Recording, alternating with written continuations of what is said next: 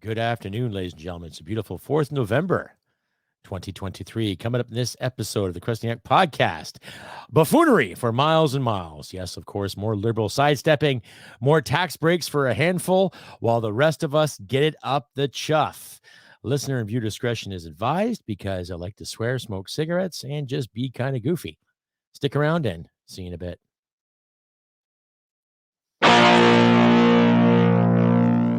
Hit it, sweetheart. Because I am hard, you will not like me. Yes, sir. There is no racial bigotry here. Here you are all equally worthless. From Western Canada, this is the Crusty Canuck podcast, a Canadian veteran's point of view on political, social, economic issues, and life. Here's Crusty. That's right, ladies and gentlemen. Welcome to another episode 240 of the Crusty podcast. And it's beautiful Saturday, 4th of November, 2023. I'm your host, Crusty. Hope you're all having a decent weekend so far. I just got off my 10-day shift. Wow, I am knackered, exhausted, but it's nice to have a few bucks in the bank. So give me, yes, of course, give me some kudos accordingly because I work so hard to keep the bills paid. Yes, and I want to say thank you out there again too. Thank you again out there too. To some more Americans that are downloading my show, especially in South Carolina. I'm seeing a few numbers go up. So thank you guys. You guys are awesome. Thank you. And everyone who's given me kind comments on my last Tuesday rant, thank you very much. Thank you once again to the fine people at Northern Perspective for doing such great content and giving me a shout out too. So well done and everybody there. Thank you very much. And all that too. If you like and hear what you like to see without the swearing and everything, please give me a thumbs up, give me a comment too, wherever you might find this podcast. You can also find me on the Tube, Podbean. You can also find me on iHeartRadio, Supercast, and other podcast ventures at your leisure. You can also find my host page, Podbean. Look for the Crusty Canuck logo you see in the top right hand of your corner and check me out there too. So like I say, like title card says, buffoonery for miles and miles. You know, I've used that term buffoonery before, and I've used other words to describe our government. And one little packet, it's fucked. Okay, there I said the magical F word again, ladies and gentlemen. It's screwed the pooch. Now, this week, there's tons of footage out there of His Majesty's opposition, Pierre Poilievre, and other MPs alike squaring off with the Trudeau Liberals. And of course, Justin hasn't really been showing up to work because that's his prerogative. He's a narcissist. He doesn't care. He doesn't feel he has to represent too much because his way is the best way. And we all better just comply by his standards, right? Wrong. Anyhow, this episode, I'm just going to basically rant and rage about just the stupidity of his favoritism.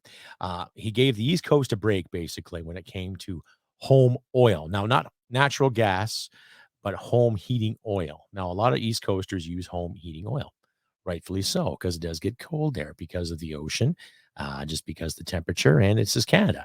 Canadian winters are pretty harsh, just kind of like Russian winters and Scandinavian winters.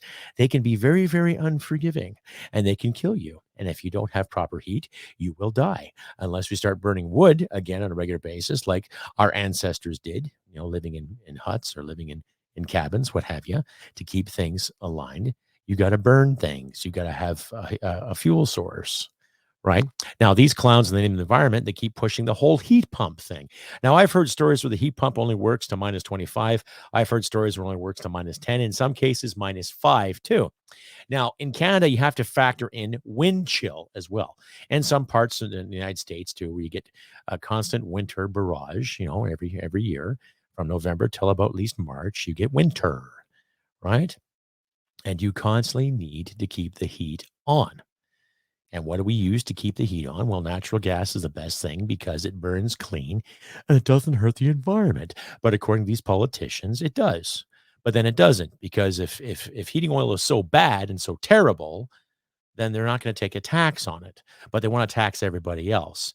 So to summarize everything, especially people who haven't been paying attention, and my American friends out there, what's going on here in Canada right now is we have a prime minister that believes he's going to save the world and go green as quick as possible by charging us tax on everything we use.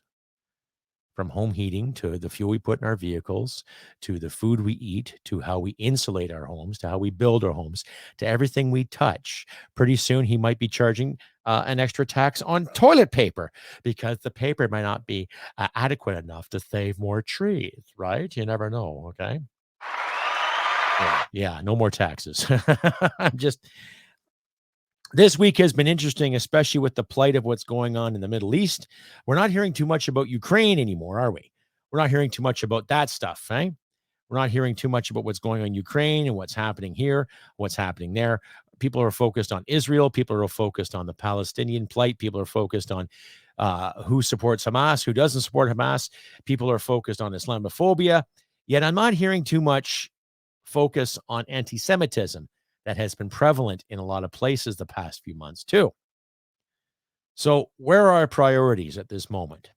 Like the title card says, buffoonery for miles and miles. So we have leadership in this country that's sidestepping on who to charge carbon tax and who not to charge carbon tax. Economically sound. What's good for the goose is good for the gander, is it not? Okay. Financially sound, what's good for the goose is good for the gander. If you're going to give East Coasters a break when it comes to their home heating oil, you can give everybody else in the country the same break. It doesn't matter if you're in Quebec, doesn't matter if you're in BC, doesn't matter in Alberta, talk to DIOTALK, Northwest Territories, Yellowknife. I don't care. Okay? Who in their right mind says you can prosper with ridiculous taxes? Okay? Here's my story. A good chunk of my money comes off my pay every 2 weeks. A good chunk of my money comes off my pension every month. Okay? And I have to file every year, just like you and I do. We all have to file to see how much taxes we need to pay, how much more we got to pay for the government out there that tells us we have to have another tax. So with all the money that's being paid forward to our beloved leadership, right? Why do people get breaks and you and I don't? Okay. Why is it that because we have this climate emergency that we all have to pay more, but a few people don't because of the low income standard they have or because they just can't afford it? Well, Canadians can no longer afford to go without their heat. Canadians can no longer afford to have no heat, right? I've said this before in my rants. You don't want us to have our ACs on all the time when it gets record temperatures, right? Because they want to say that this past summer was the hottest on record because of all the fires, because of all the spontaneous combustion and other bullshit, when they've actually nailed people in Quebec and in Montana for setting fires. Something to think about. So how much of this crap are we going to have to keep listening to, right? Common sense would dictate that, okay, you guys who are elected, you're full of it. You get perks and pay. You get pay raises. There's been 4 pay raises in the federal government since the beginning of the pandemic. Okay. And all these environmental junkies and activists, and I will call them junkies because they're high on their own adrenaline. I'll call them junkies because they're high on their own narcissism. Okay. And they're activists because they're not representing the people. They're representing an idea, an ideology. Okay. Show me a town or village in North America that solely runs on wind and solar. A town of 5,000 people or more, not just a little commune here or a little compound there. I'm talking a full-fledged town where you have stores, shops, gas stations, okay, sewage, services, everything. Show me a town in North America that runs solely on solar and wind.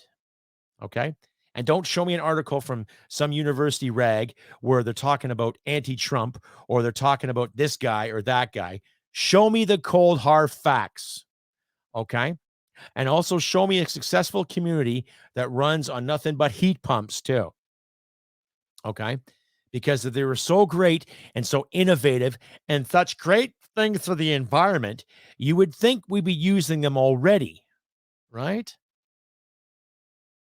I think they were invented in the late 70s, early 80s. So if there's such a great, fantastic thing, why doesn't every household have one? Stay updated and follow Crusty Canuck on Facebook, Twitter, Gab, Telegram, YouTube, and Podbean. Subscribe today and donate at crustycanuck.ca.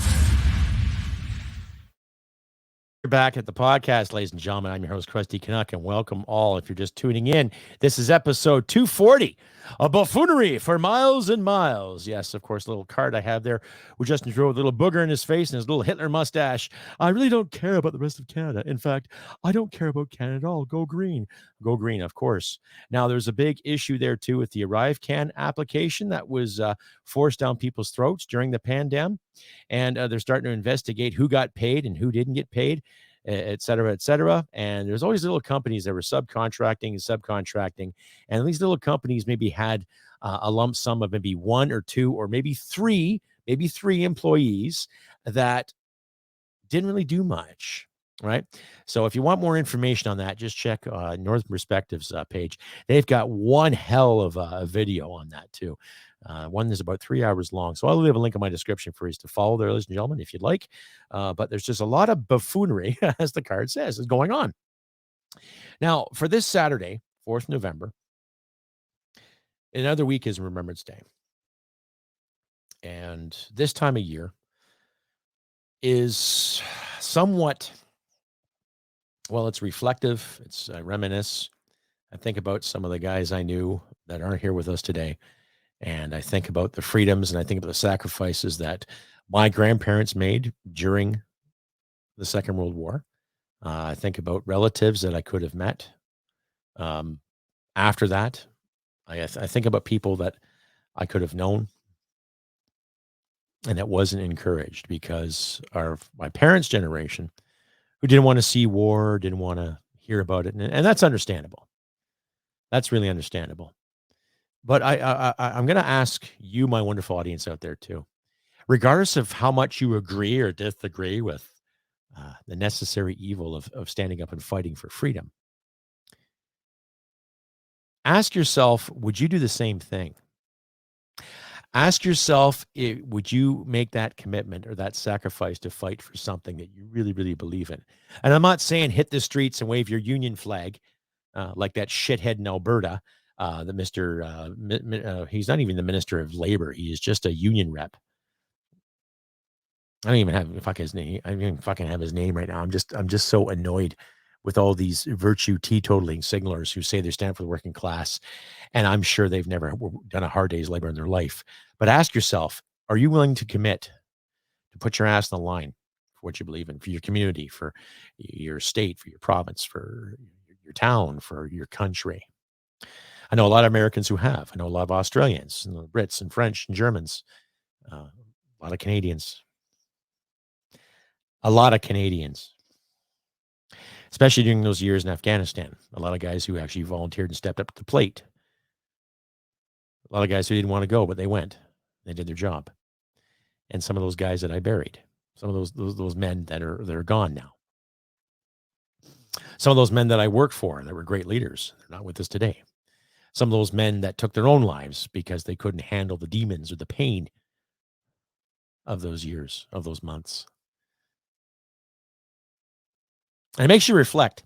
So when I hear these union bosses and these politicians talking about looking after a democracy and the sovereignty and the safety of everyone, I highly doubt they have the guts to wear a hard hat, let alone worry about your safety or my safety. Okay. So like the title card, I can't speak English today. The title card says, Buffoonery for Miles and Miles.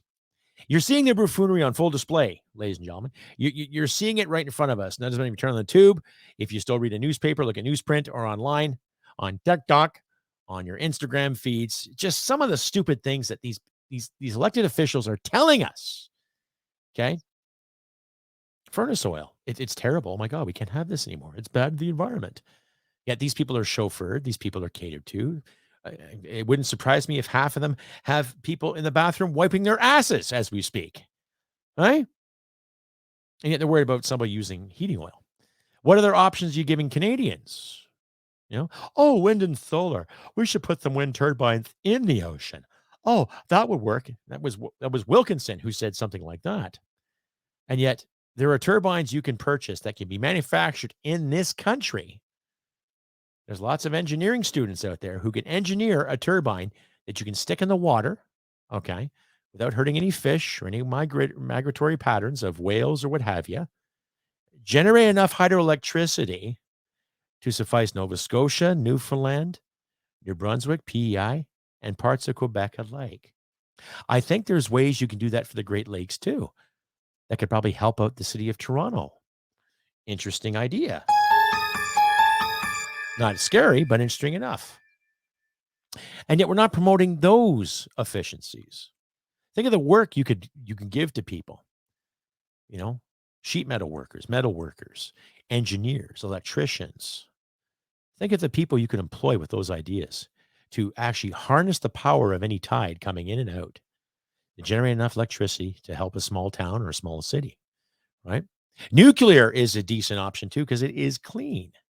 The Candor reactors that this country has made, or as far as I know, that still makes, is like up to the world standard in safety regulations. So you can sit there all you want and talk about, how dirty oil is and give these people a tax break, and how the NDP wants to say, well, we'll get rid of the GST if we were in charge. Well, no. How about you get rid of all the carbon tax all across the board? Because Canadians need to eat, we need to heat our homes. And you make it sound like that if we don't pay this tax right away, the world's going to die. When we know the biggest polluters out there is communist China and parts of India, where they pollute the rivers, the way they pollute the air, and the way they burn their coal. And as far as I know, China is still making coal plants as we speak. So ask yourself this. What are you willing to sacrifice for this country? What are you willing to sacrifice for your friends and neighbors in this town?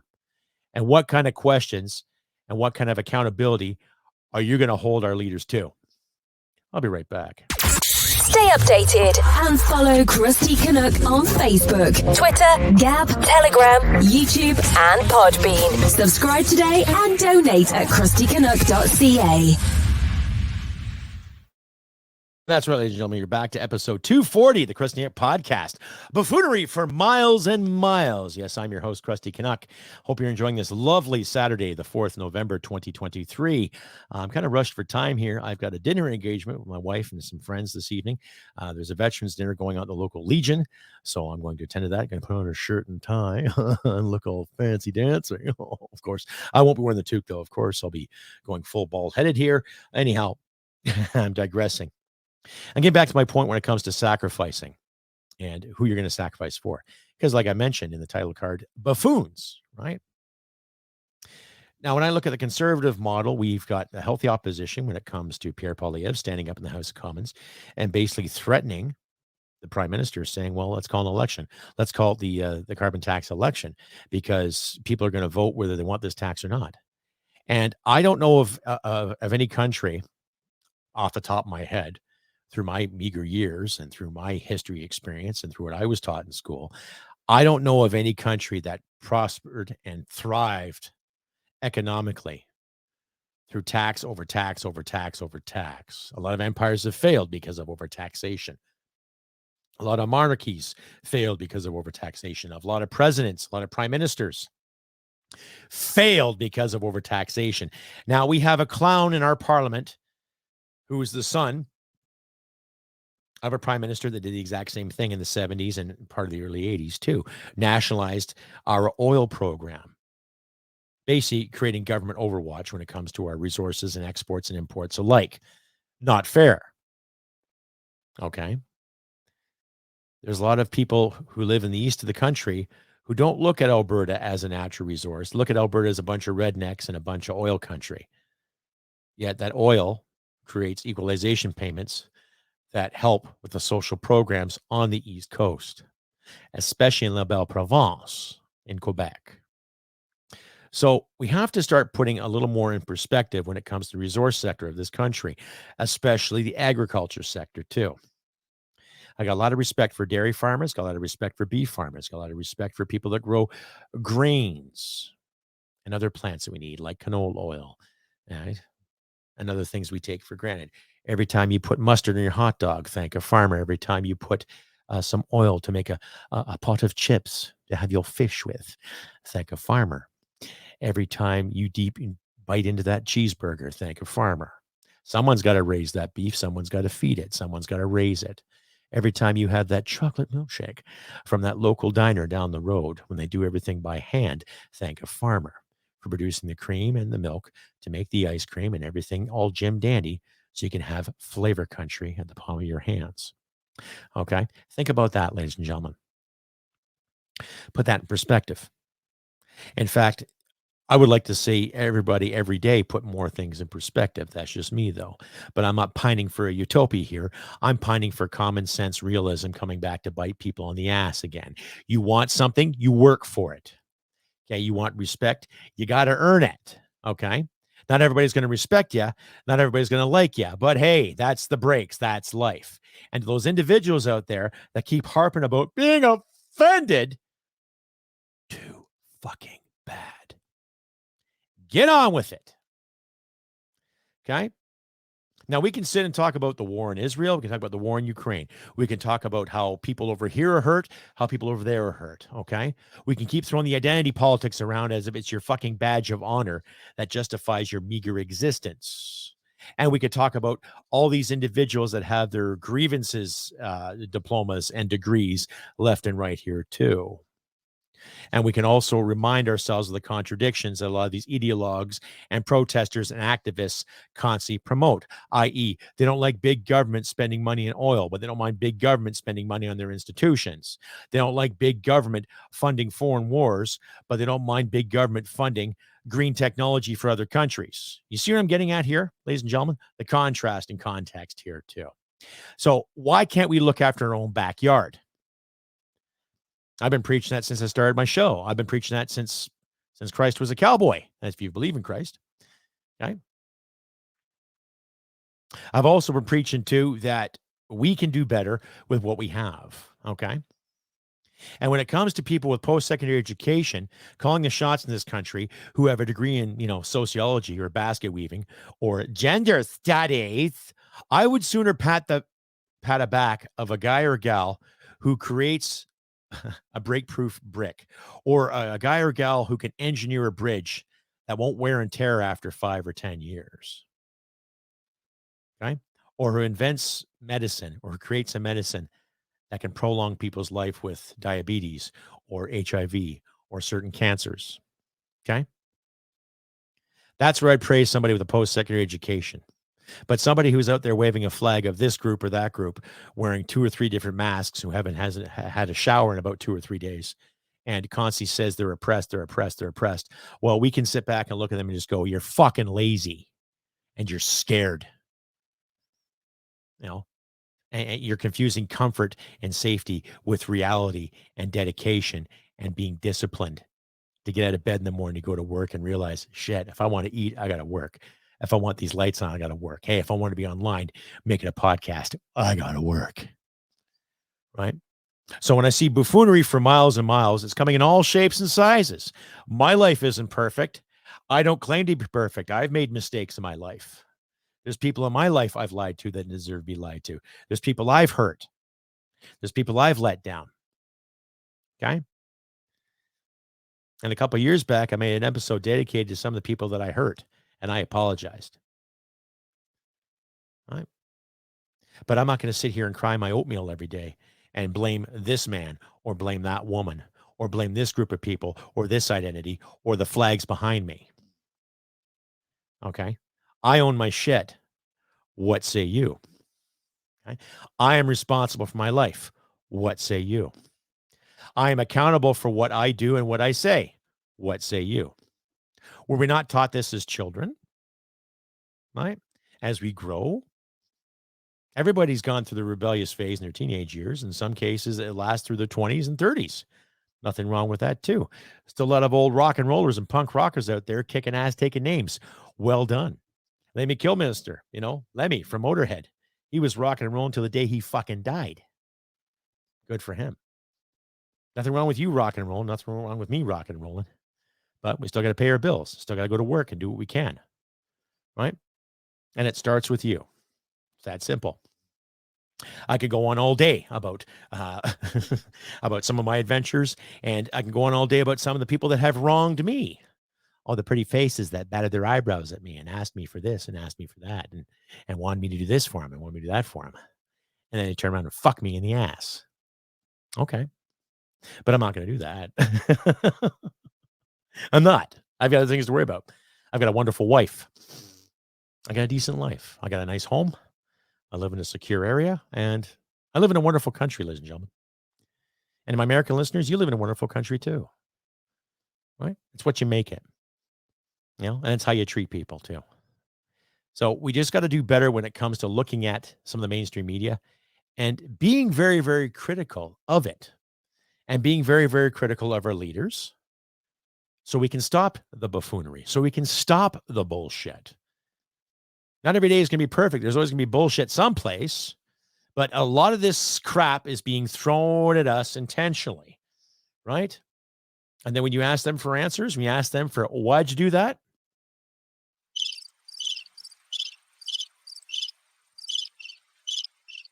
That's what you get. You get crickets. You get nothing. You get no answer. You get filibustering. You get misinformation and disinformation. Right? What else do you get? Another lie and another tax or another fee. Okay. So if they do call an election in this country, we have to vote for better reasons other than just the carbon tax. Carbon tax is a scam. We knew that it was a scam prior to them even implementing it too. You're charging tax for people for filling up. You're charging tax for the food that's being brought to the store. You're charging tax for the stores that have to give you this food, right? So you got to put things in the wider lens and look at it for what it is. It's a con, right? The ArriveScan app proved that buddies were getting paid while people were getting screwed. The carbon tax is proving it too, because the liberal leadership saying, well, we're doing this to help low-income families. You want to help low-income families, you get rid of a tax, period. That's how you do it. Sidestep, fuck around here, fuck around there. Fuddle-duddle, you name it.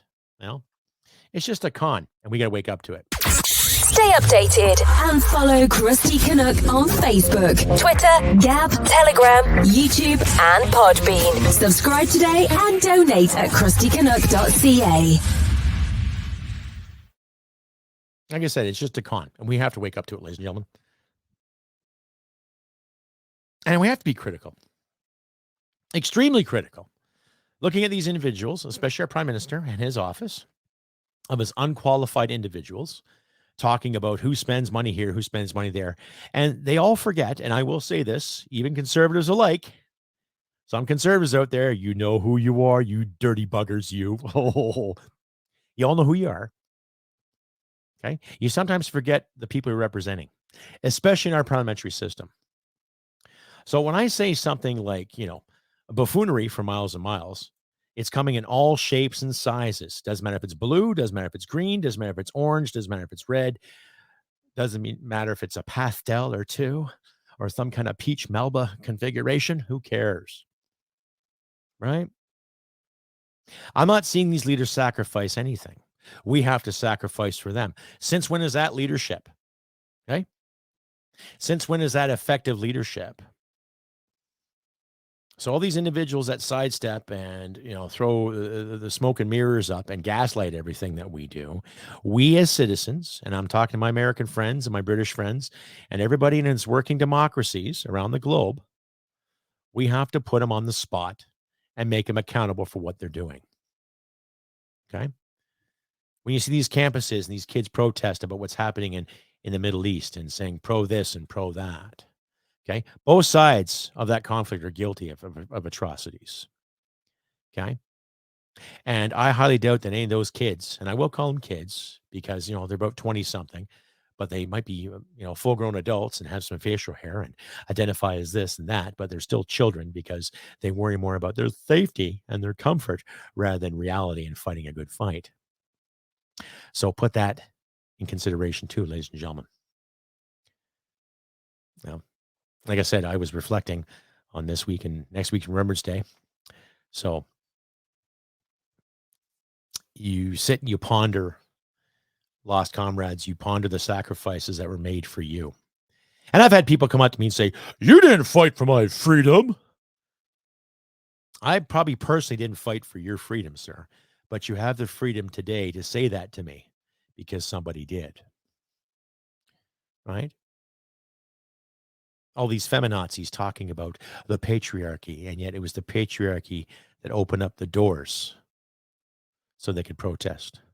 It was all these evil men that built highways and skyscrapers and trains and the machinery to use in the home and the windows to open up on a hot day, right? We're losing touch in those perspectives, ladies and gentlemen. Let's remind ourselves again, too. My father, a blue-collar worker, worked so fucking hard. And sometimes he expected too many things to happen all at once for some other people. But his ethics were excellent. Sometimes he made mistakes, too. That's what parents do. But it's because of his work ethic, which kind of helped me become the man I am today. Right? Perspective, ladies and gentlemen. What are you willing to see? What are you willing to do? Right? If you want the freedom to go out there and scream to the heavens and scream at every guy that looks at you differently, by all means do it. Because you have the freedom to do that. But keep in mind, how many people had to die so you could do that? Think about it, ladies and gentlemen. I have been Crusty Canuck on this beautiful 4th of November, 2023. I wish nothing but good things for you all out there. Enjoy yourselves this weekend. Where I'm living, it's a little cooler, so turn the heat up. Fuck the carbon tax. Who cares about it? You know, hats off to Scott Moe there and our Premier, Daniel Smith, for standing up to the federal government, saying, well, we're going to think about this. And, you know, we're going to encourage people, companies not to charge it because of the favoritism that the federal government has promoted to a few East Coasters there in regards to no carbon tax on their oil. We shouldn't have to pay carbon tax at all in the name of this virtue. There are innovations we can get out there to put on the table, to create, to make things better for all of us too. It's just a matter of keeping the government hands out of it and let people innovate and thrive. It's that simple. But like I said, I've been Crusty Canuck. It's beautiful 4th November, 2023. I wish nothing but good things for you all out there. Like I say, Remembrance Day is coming. To my veteran buddies out there, hope to see you at the ceremonies come next Saturday. And like I said, I'm getting ready for a dinner engagement tonight with my wife and our friends. And I just hope wonderful things for you all out there too. So look after your friends and loved ones during these trying times. Don't hesitate to help a neighbor out if he or she needs it. You know, do what you can to be kind and considerate. And like I always say, gentlemen, humanity and merit wins the day. Take care, folks, and I'll see you Tuesday for another rant. Bye for now. Hit it, sweetheart. Because I am hard, you will not like me. Yes, sir. There is no racial bigotry here. Here you are all equally worthless. This has been another episode of the Crusty Canuck podcast. Stay sane and thank you for listening. From Western Canada, this is the Crusty Canuck podcast. Mama thinks I'm pretty.